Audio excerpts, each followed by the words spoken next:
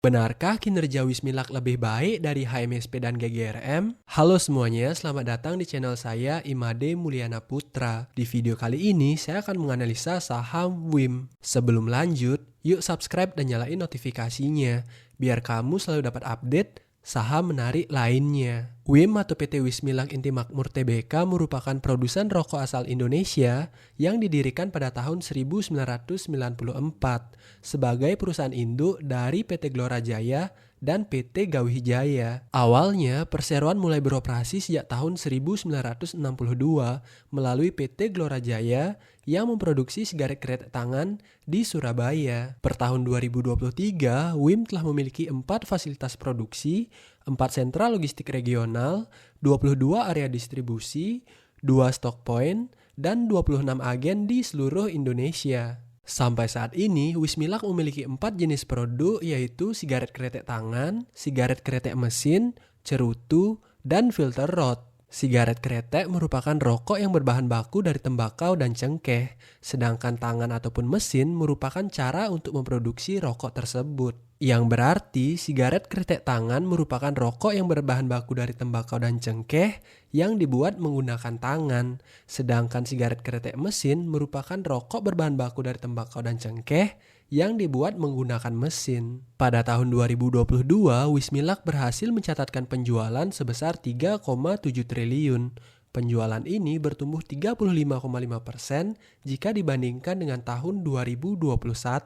Jika kita melihat penjualan pada kuartal 3 tahun 2023, penjualan Wismilak bertumbuh 40,5% secara year on year. Dari 2,6 triliun pada kuartal 3 tahun 2022, meningkat menjadi 3,7 triliun pada kuartal 3 tahun 2023. Jika kita melihat penjualan Wismilak sejak tahun 2011, penjualan Wismilak konsisten bertumbuh hingga tahun 2015.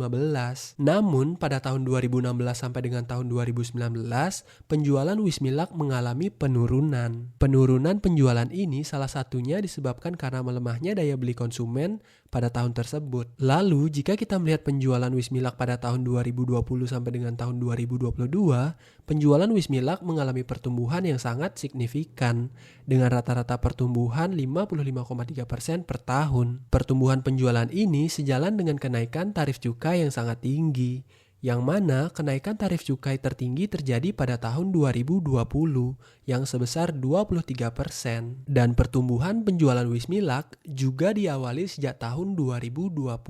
Peningkatan cukai yang signifikan pada tahun 2020 ini malah menyebabkan kenaikan pendapatan dari Wismilak. Kenapa hal tersebut bisa terjadi? Hal tersebut terjadi karena adanya akselerasi perilaku downtrading pada konsumen yang disebabkan akibat penurunan daya beli yang semakin memburuk sejak pandemi, sehingga konsumen cenderung akan beralih ke rokok yang lebih murah. Wismilak mampu menjual rokok dengan harga yang lebih murah dari HMSP dan GGRM karena semakin lebarnya selisih tarif pita cukai antara produsen rokok golongan 1 seperti HMSP dan GGRM dengan produsen rokok golongan 2 seperti Wismilak. Berdasarkan Public Expose HMSP pada tahun 2022, selisih tarif cukai golongan 1 dengan golongan 2 untuk produk sigaret kretek mesin mencapai 40%. Selisih tarif cukai antara golongan 1 dengan golongan 2 ini sudah meningkat hampir 2 kali lipat sejak tahun 2017. Dari sebelumnya Rp195 menjadi Rp385 pada tahun 2022. Sehingga produsen rokok golongan 1 seperti HMSP dan GGRM harus membayar beban pita cukai yang lebih tinggi, yang berdampak pada peningkatan COGS-nya. Tingginya beban pita cukai ini menyebabkan produsen rokok golongan 1 mau tidak mau harus meningkatkan harga jualnya jauh lebih tinggi daripada produsen rokok golongan 2. Jika kita breakdown penjualan Wismilak pada kuartal 3 tahun 2023, penjualan Wismilak didominasi oleh penjualan ke domestik yang menyumbang 98,4% dari total penjualan. Penjualan domestik Wismilak ini terdiri dari 4 produk diantaranya sigaret kretek mesin, sigaret kretek tangan, cerutu, dan filter. Jika kita lihat lebih lanjut, terdapat pertumbuhan penjualan yang signifikan pada produk sigaret kretek mesin dan filternya sejak tahun 2019. Yang mana penjualan produk sigaret kretek mesin Wismilak pada tahun 2019 sebesar 810 miliar, pada tahun 2022 menjadi 2,9 triliun. Penjualan ini bertumbuh dengan rata-rata pertumbuhan 86,6% per tahun. Jika kita telusuri lebih lanjut, produk sigaret kretek mesin Wismilak terdiri dari dua jenis, yaitu sigaret kretek mesin reguler dan SKM Mild. Produk sigaret kretek mesin ini memiliki 4 jenis rokok, diantaranya Wismilak Diplomat, Diplomat Mild, Diplomat Mild Menthol, dan Diplomat Evo. Jika kita melihat dari volume penjualannya, peningkatan penjualan produk SKM ini disebabkan karena terdapat peningkatan volume penjualan yang signifikan pada SKM Mild. Dengan produk Diplomat Evo-nya yang diterima pasar dengan sangat baik, sehingga produk Diplomat Evo ini mampu menyumbang sekitar 60% dari total penjualan. Pada tahun 2019, volume penjualan SKM Mild hanya 311 juta batang, sedangkan pada tahun 2022, volume penjualan SKM Mild mencapai 2,4 miliar batang. Peningkatan volume penjualan yang hampir 7 kali lipat ini menyebabkan porsi SKM Mild pada tahun 2022 jauh mengungguli produk SKM regulernya, yang mana porsi SKM Mild mencapai 83,2% dan SKM reguler hanya menyumbang sebesar 16,8% dari total volume penjualan produk SKM. Jika kita telusuri untuk penjualan filternya, filter yang dijual Wismilak terdiri dari 5 jenis produk, diantaranya monoacetate filter, flavor filter, combined cell filter, capsule filter, dan filter tips. Penjualan filter Wismilak pada tahun 2019 sebesar 135 miliar. Dan pada tahun 2022, penjualan filter Wismilak mencapai 340 miliar. Penjualan filter ini bertumbuh dengan rata-rata pertumbuhan 50,5% per tahun sejak tahun 2019. Jika kita melihat penjualan Wismilak pada kuartal 3 tahun 2023, produk sigaret kretek tangan juga mulai mengalami pertumbuhan jika dibandingkan dengan tahun 2022. Produk sigaret kretek tangan yang dijual Wismilak ini terdiri dari 6 jenis rokok, diantaranya Galan Kretek, Wismilak Spesial, Wismilak Slim, Wismilak Satya, Galan Prima, dan Arja. Yang mana pada kuartal 3 tahun 2023, penjualan produk sigaret kretek tangan Wismilak mencapai 512 miliar, bertumbuh 69,5% secara year on year. Sedangkan jika kita melihat penjualan sigaret kretek mesin dan filter Wismilak pada kuartal 3 tahun 2023, penjualan produk sigaret kretek mesin Wismilak ini bertumbuh 22,2% dan produk filternya mengalami pertumbuhan yang luar biasa yang sebesar 158%. Dari 224 miliar pada kuartal 3 tahun 2022 meningkat menjadi 580 miliar pada kuartal 3 tahun 2023. Jika kita melihat COGS Wismilak pada kuartal 3 tahun 2023, COGS Wismilak sebesar 2,7 triliun, meningkat 29,7% secara year on year. Peningkatan COGS ini sejalan dengan peningkatan penjualan Wismilak yang sebesar 40,5% secara year on year. Jika kita breakdown, beban produksi terbesar disumbang dari pemakaian pita cukai yang sebesar 60,7% pada kuartal 3 tahun 2023. Persentase ini menurun jika dibandingkan dengan kuartal yang sama di tahun 2022, yang mana awalnya porsi pemakaian pita cukai pada kuartal 3 tahun 2022 sebesar 69%, turun menjadi 60,7% pada tahun 2023. Hal ini merupakan salah satu penyebab laba kotor Wismilak bisa bertumbuh 81%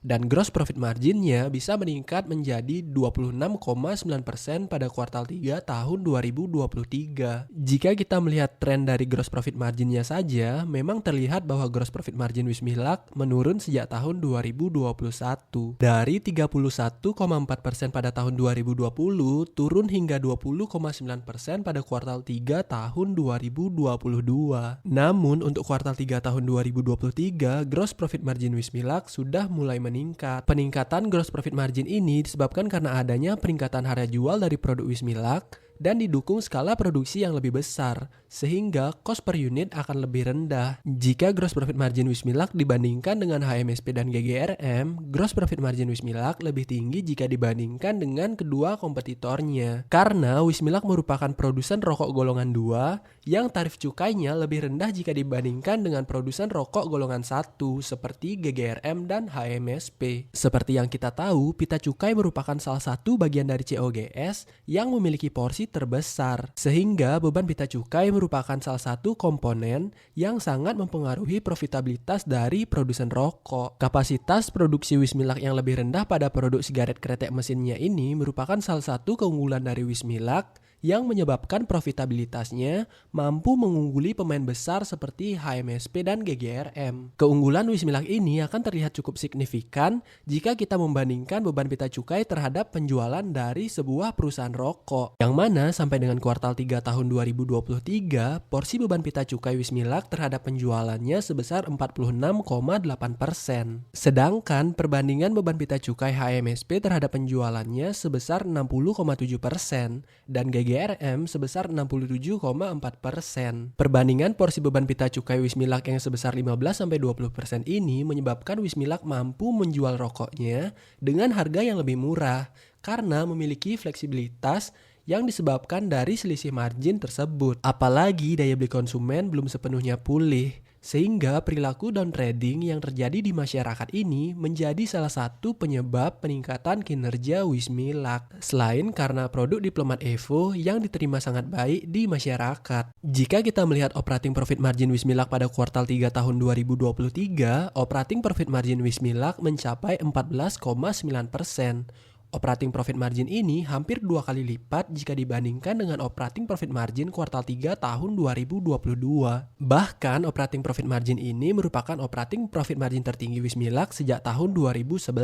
Peningkatan operating profit margin ini disebabkan karena adanya efisiensi dari Wismilak, yang mana jika kita melihat persentase beban penjualan, beban umum dan administrasinya, terdapat hal yang menarik, yang mana sejak tahun 2020, porsi kedua beban operasional ini mengalami penurunan yang cukup signifikan. Beban penjualan Wismilak ini turun dari 16,5% pada tahun 2019 menjadi 5,1% pada kuartal 3 tahun 2023. Sedangkan beban administrasi dan umum Wismilak turun dari 12,4% pada tahun 2019 menjadi 2,9% pada kuartal 3 tahun 2023. Penurunan porsi kedua beban operasional ini disebabkan karena adanya peningkatan skala ekonomi dari Wismilak, yang mana semakin besar volume produksi suatu perusahaan, maka semakin rendah biaya produksi per unitnya. Beban penjualan, beban administrasi dan umum ini merupakan biaya operasional yang mayoritas fixed cost. Jadi, tinggi atau rendahnya penjualan dari suatu perusahaan,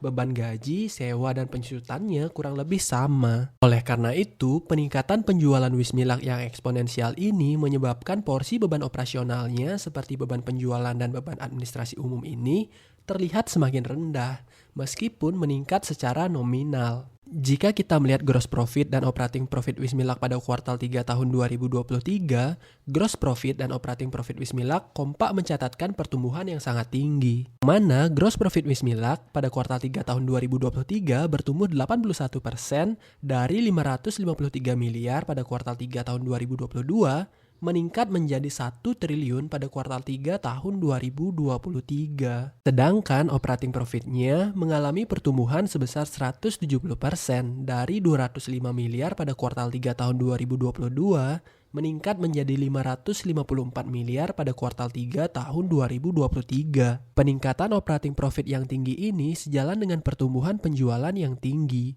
disertai peningkatan biaya operasional yang kurang signifikan, sehingga hal tersebut memperlebar keuntungan dari Wismilak, yang mana Wismilak mampu meningkatkan penjualan 1 triliun rupiah secara year on year dengan peningkatan beban operasional yang sebesar 99 miliar rupiah. Jika kita melihat net profit Wismilak sampai dengan kuartal 3 tahun 2023, net profit Wismilak mencapai 441 miliar. Net profit ini bertumbuh 161% jika dibandingkan dengan kuartal yang sama pada tahun 2022.